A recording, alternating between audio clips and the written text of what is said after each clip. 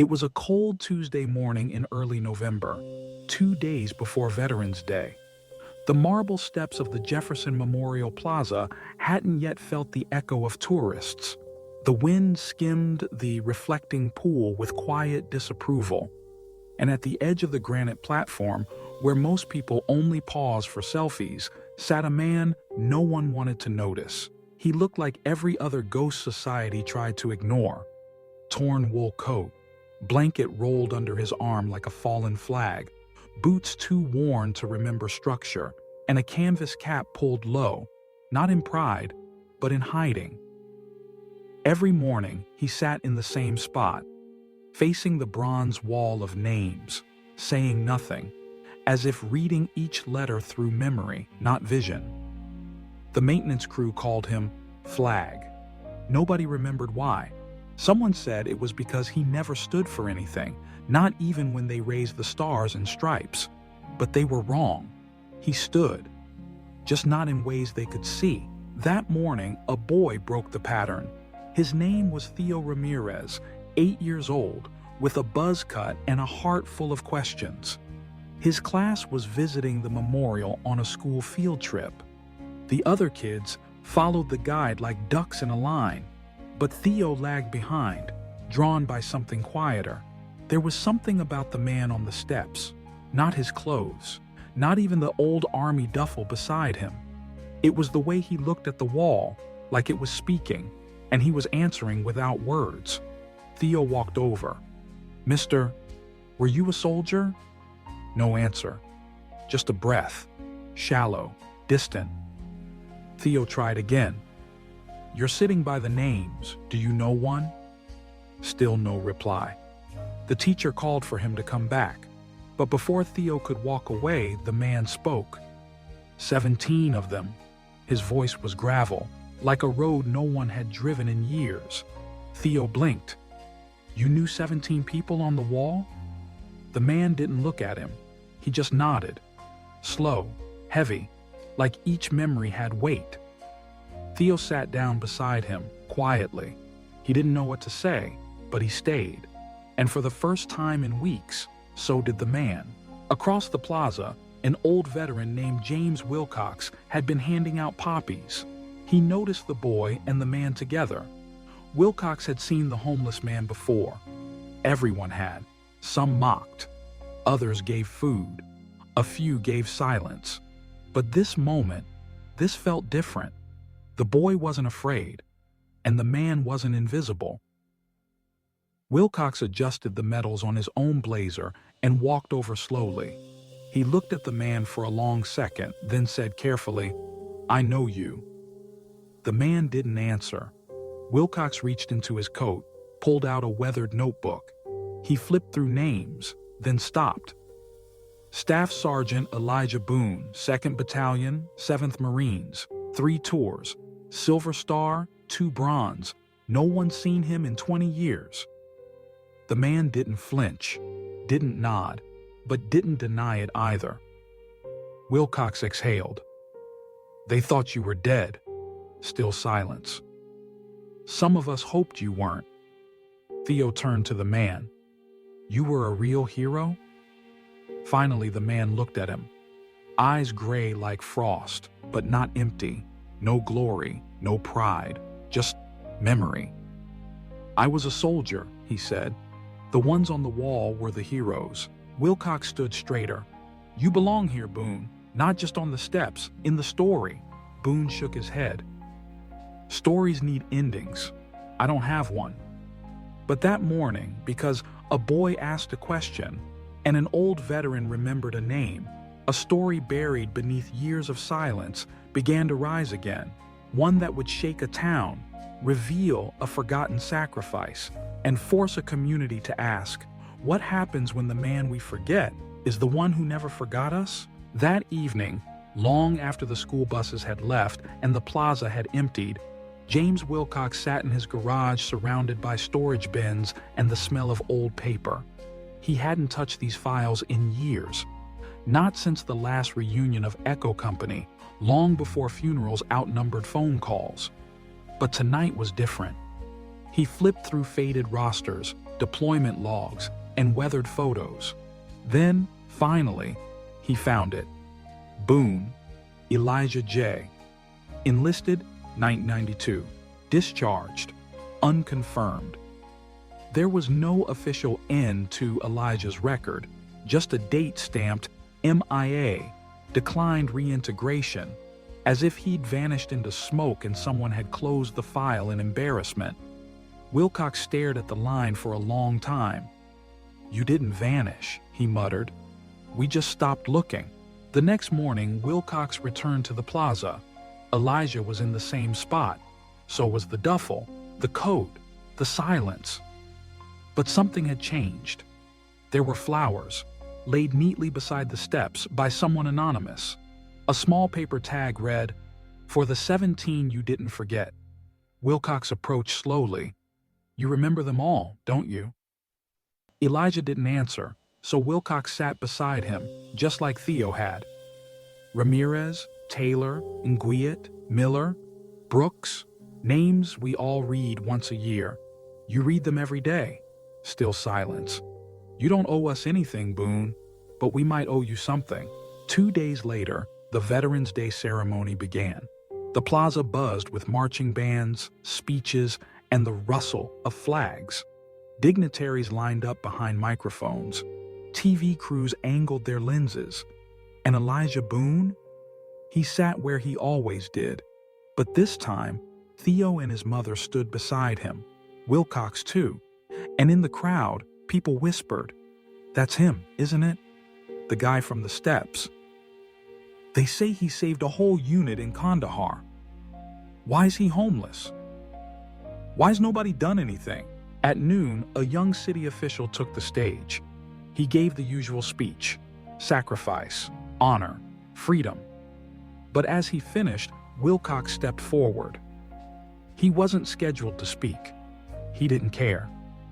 He turned to the microphone, took a deep breath, and said, "Today, I want to introduce someone the system forgot, but who never forgot his brothers."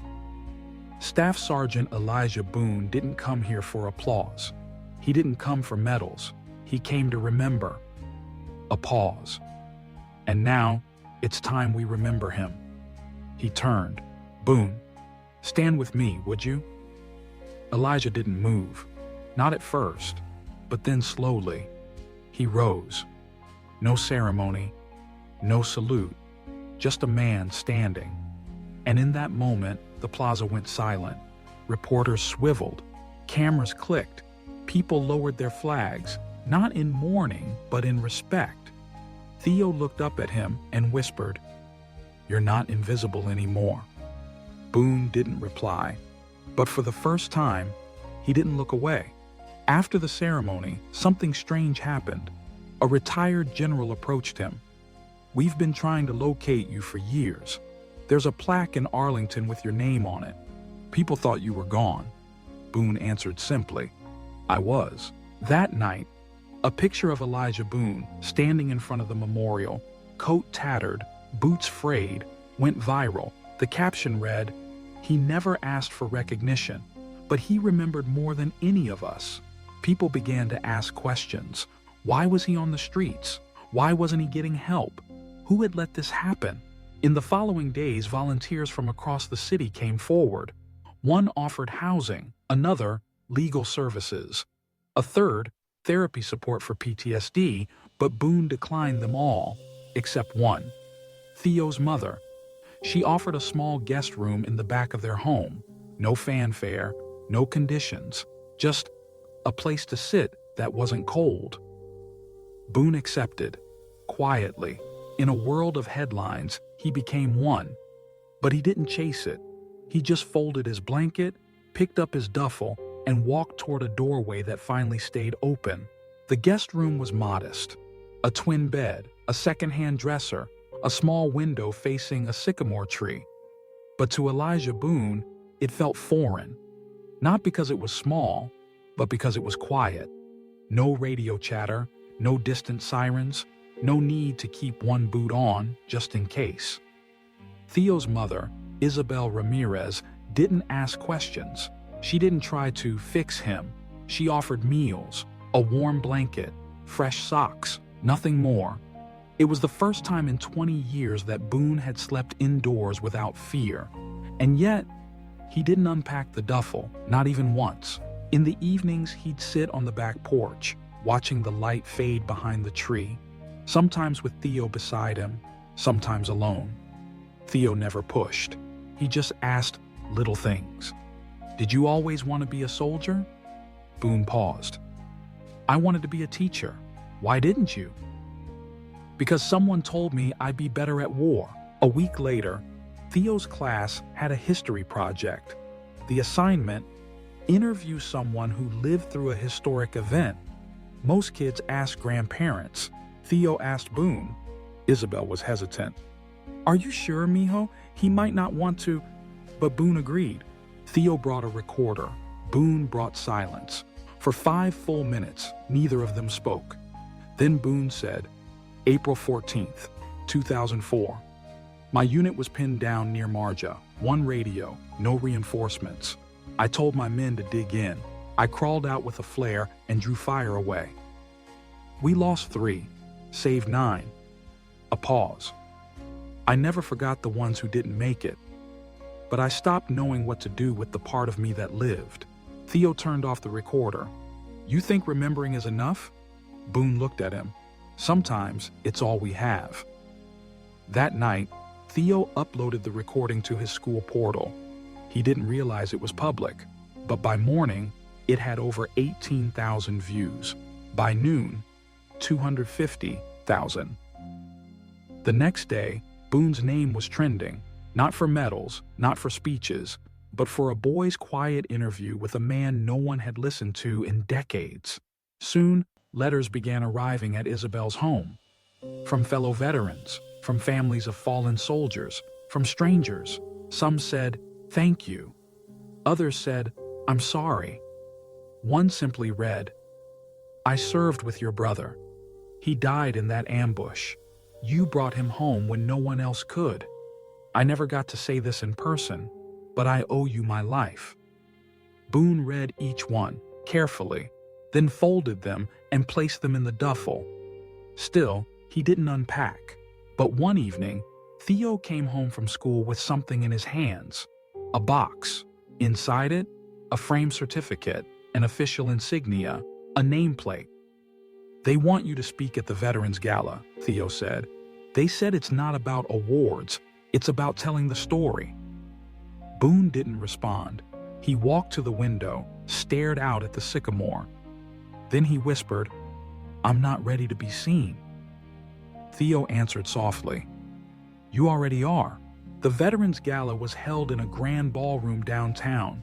Chandeliers sparkled above polished wood floors. Tables gleamed with folded flags and centerpieces of red, white, blue. It was the kind of place where honors were worn on the chest, not hidden in duffel bags. Boone arrived in the only suit he owned, donated by a neighbor, freshly pressed by Isabel. He refused to wear his medals.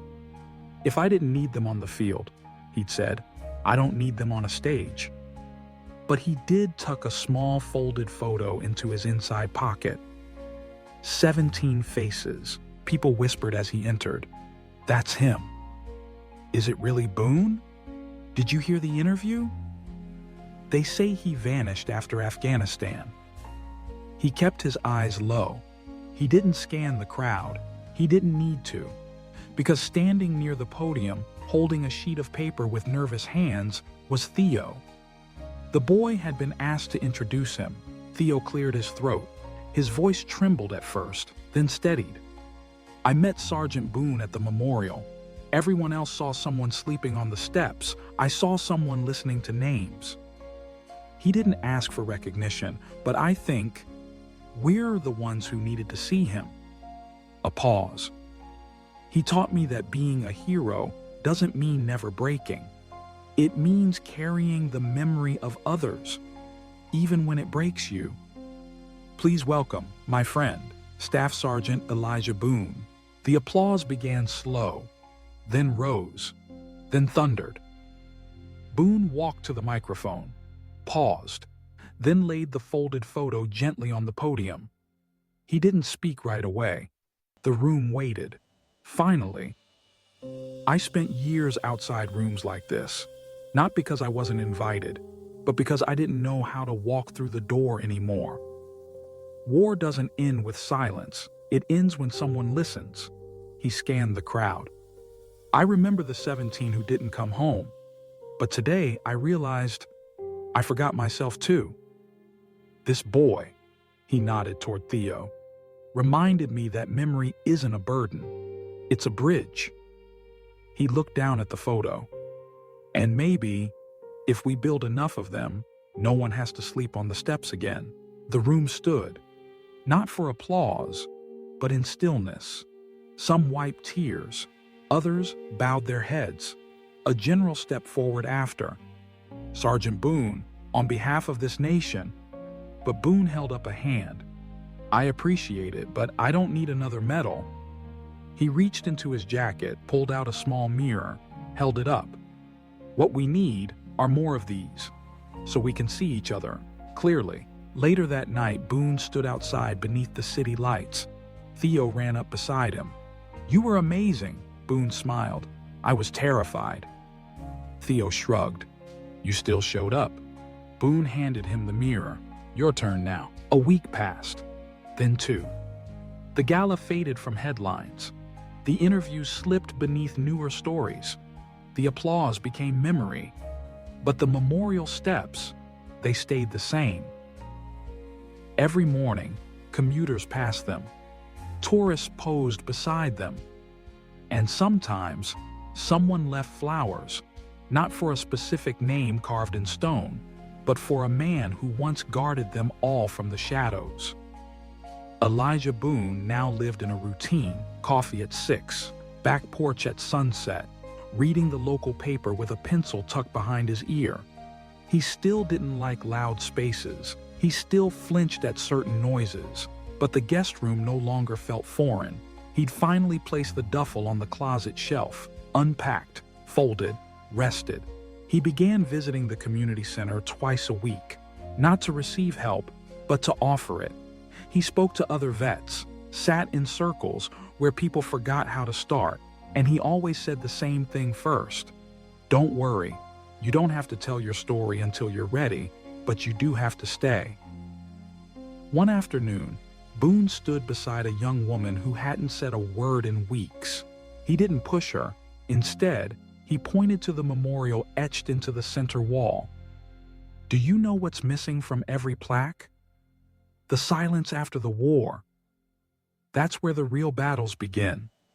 She nodded, and then she spoke. By spring, the center renamed their outreach wing, the Boone Room.